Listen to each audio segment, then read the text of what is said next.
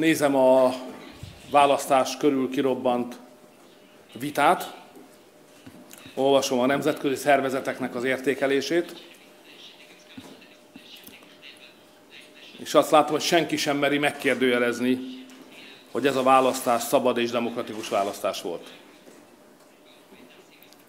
Minden kritikai megjegyzés mellett idáig senki nem mer elmenni. Hogyha a liberális pártok nyernek, akkor demokrácia van.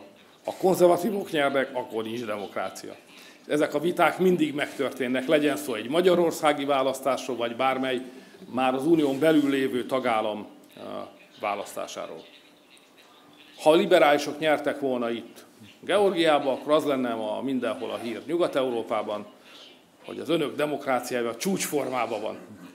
És gratulálok önöknek ahhoz, hogy miközben Európa párti politikát visznek, nem engedték, hogy az önök országából egy második Ukrajna legyen.